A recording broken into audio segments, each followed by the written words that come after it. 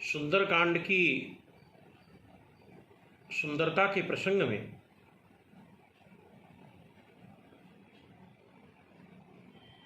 आज मैं श्री जानकी जी के शील, सौंदर्य और उनके अनिंद्य विमल चारु चरित्र को आपके समक्ष रखते हुए भारतीय नारी समाज के लिए एक आदर्श के रूप में उन्हें उपन्यस्त करूंगा। साथ ही साथ उनका यह व्यक्तित्व समस्त जागतिक नारियों के लिए एक अनुकरणीय पक्ष है, इसे भी निरूपित करना चाहूँगा। श्री कपीश्वर हनुमान जी महाराज अनिर्वाच्य विश्राम को छोड़कर माँ जानकी की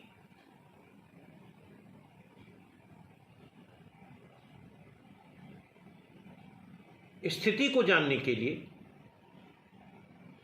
उनका दर्शन लाभ प्राप्त करने के लिए अत्यंत ही उत्सुक हैं, व्याकुल हैं और लालायित हैं। श्री हनुमान जी महाराज विभीषण के साथ जिस समय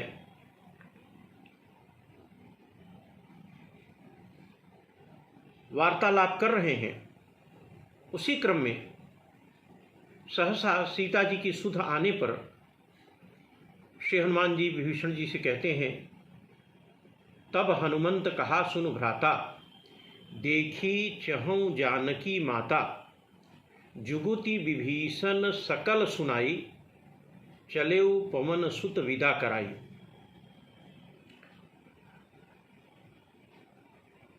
हनुमान जी ने विभीषण के समक्ष अपना यह मनोभाव रखा कि मुझे माँ जानकी का दर्शन करना है।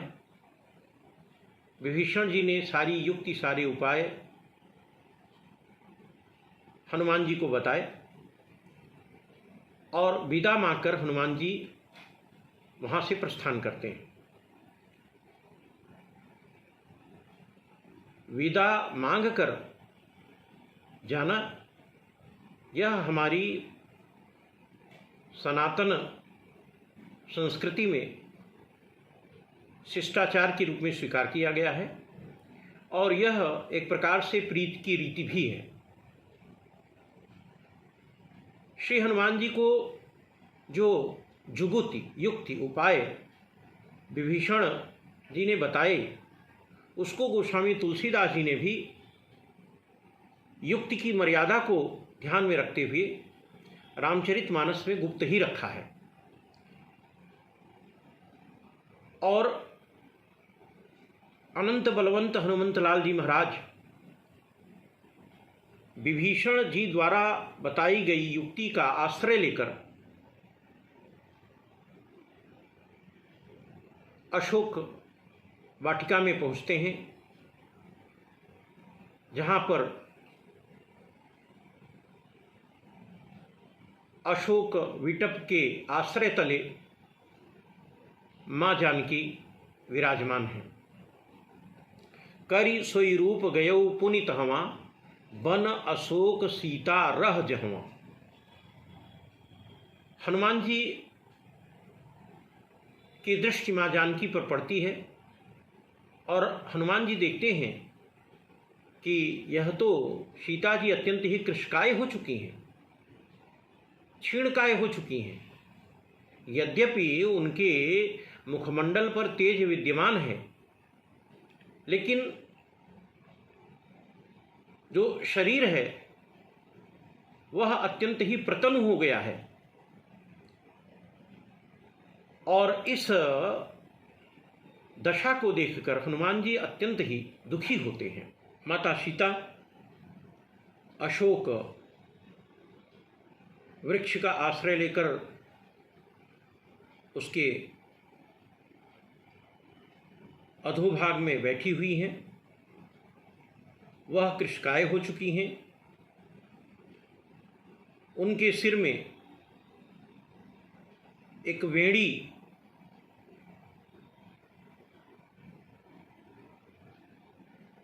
लटक रही है और वह प्रभु श्री राम के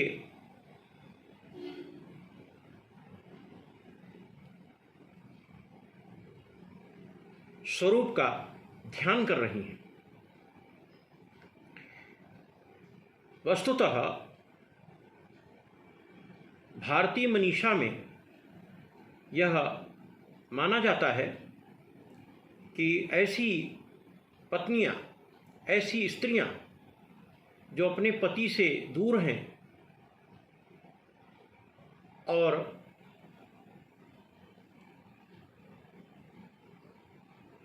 पति के विरह में व्यथित हैं,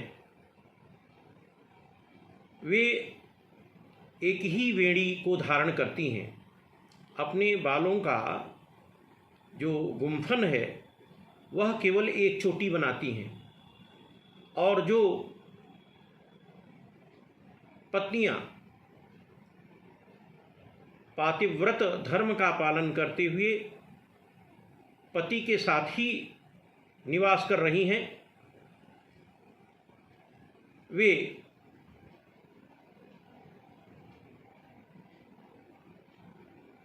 तीन चोटी धारण करती हैं।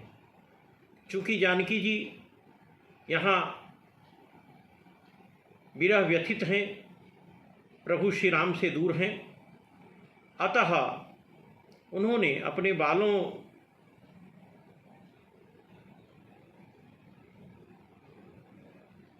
की एक चोटी बना रखी है। वह कृशकाय भी हैं और उनकी कृशकायता के संबंध में गोस्वामी तुलसीदास जी ने बरवय रामायण में लिखा है कि अब जीवन की है कपि आस न कोय और कन गुरिया की मुदरी कंगना हुए। हनुमान जी से संवाद करते समय माँ जानकी बरवय रामायण में यह कहती हैं कि अब तो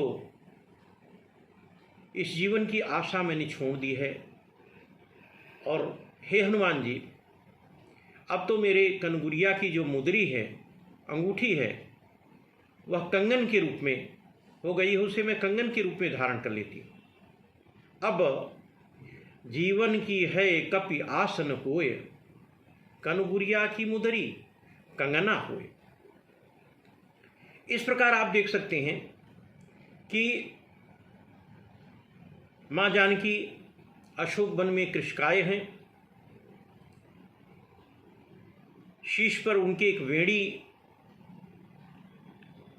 लटक रही है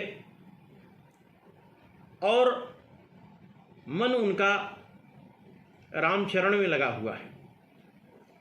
इस प्रकार प्रथमतः माँ जानकी का राम विरह में कृशकाय होना, द्वितीयतः वचन से राम नाम का उच्चारण करना और तृतीयतः मन का राम चरणों में अनुरक्त होना, रामानुरक्त होना, यह तीनों क्रियाएं माँ जानकी की मनसा वाचा कर्मणा प्रभु श्री राम में ही अनुरक्त, में ही निमज्जित दृष्टिगोचर होती है। और इसीलिए हनुमान जी से संदेश भिजवाते समय माँ जानकी ने यह भी कहा है इसी सुंदरकांड के कथा प्रवाह में कि मन क्रम वचन चरण अनुरागी के ही अपराध नाथ हों त्यागी। अर्थात मैंने तो प्रभु श्री राम को मनसा वाचा कर्मणा स्वीकार किया है, हरदम मेरा ध्यान उन्हीं में लगा रहता है, इसके बावजूद भी प्रभु श्री राम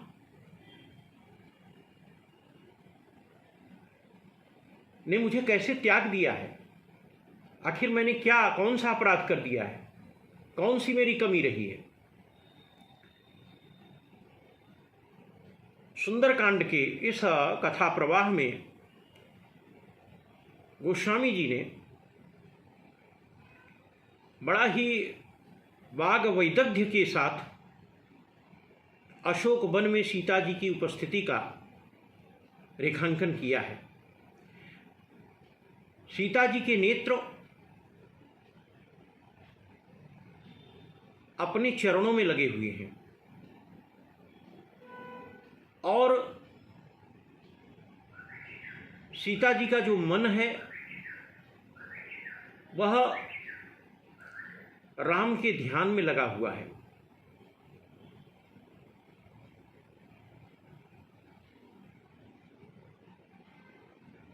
इस प्रकार अधोमुखी सीता जी अशोक वन में बैठी हुई हैं, जिसको देख करके हनुमान जी को अत्यंत पीड़ा होती है। बहुत दुखी हुए हैं हनुमान जी।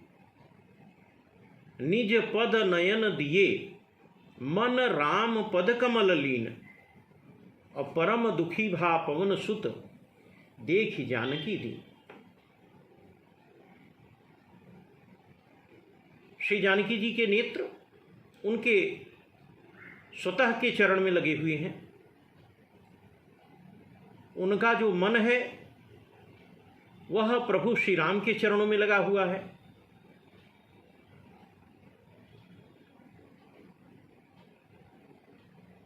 इस प्रकार का उल्लेख गोस्वामी तुलसीदास जी कर रहे हैं।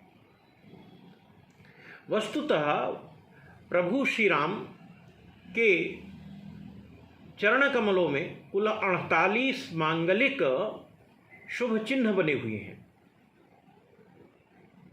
और वही मांगलिक शुभ चिन्ह उतनी ही संख्या में माँ जानकी जी के चरणों में भी उपन्यस्त हैं। प्रभु श्री राम के वाम पाद में 24 मांगलिक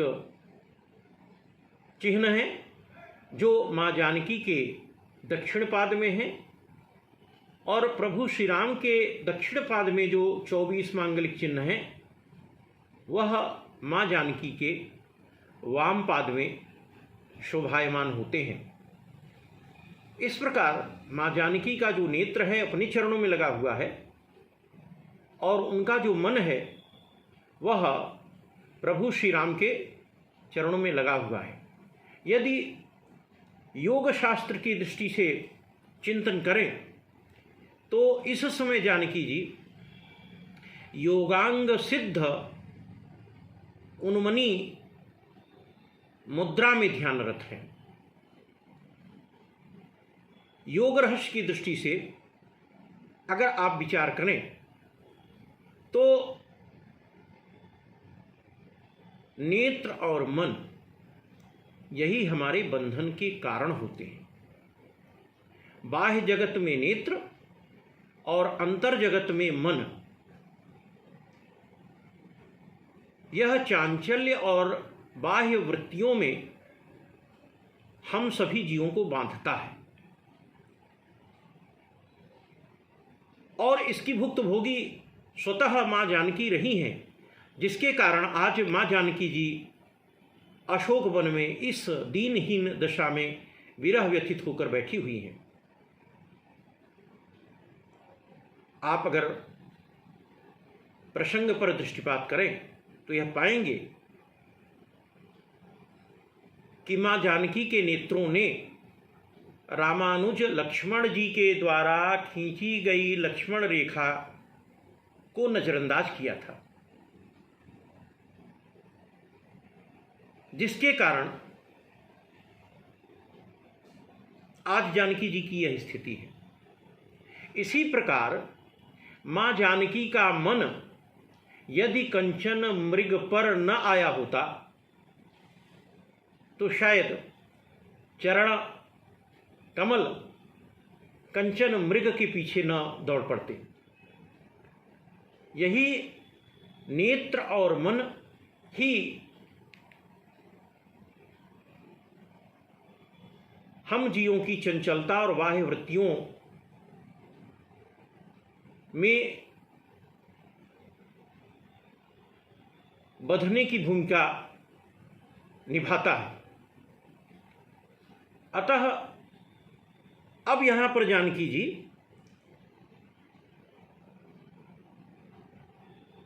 इस यौगिक क्रिया योगांग सिद्धि उन्मनी मुद्रा में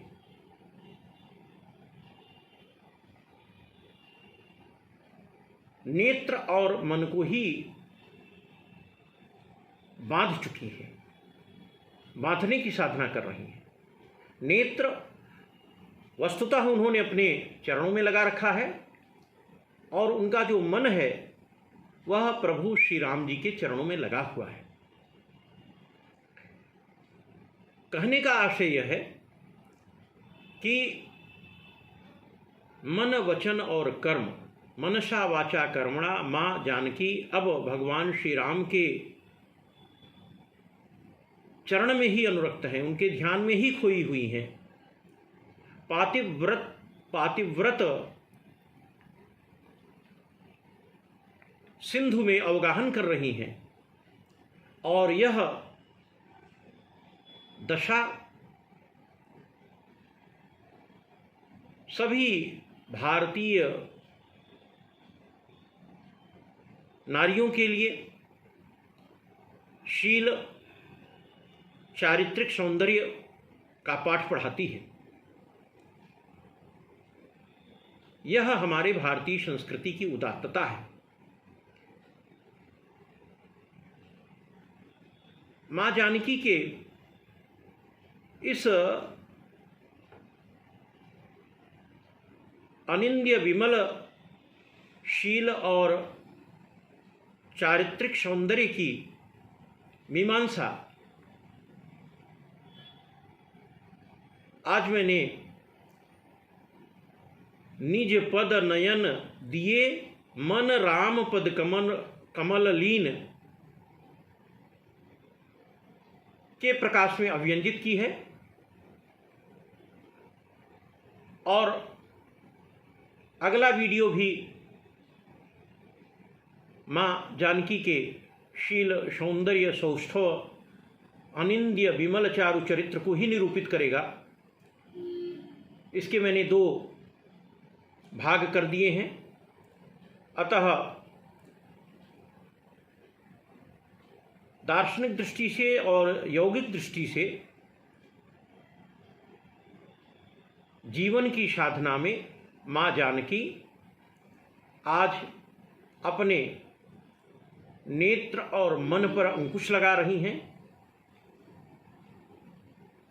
जिससे मनसा वाचा कर्मणा वह पातिव्रत सिंधु की थाह ले सकें और यह सभी नारियों के लिए न केवल आदर्श के रूप में है, न केवल स्पृहणीय है, अपितु अनुकरणीय भी है। और इसी रूप में यह कथा सुंदर कांड की सुंदरता को, सुंदर कांड के सौष्ठव को उद्भाषित भी करती है। धन्यवाद।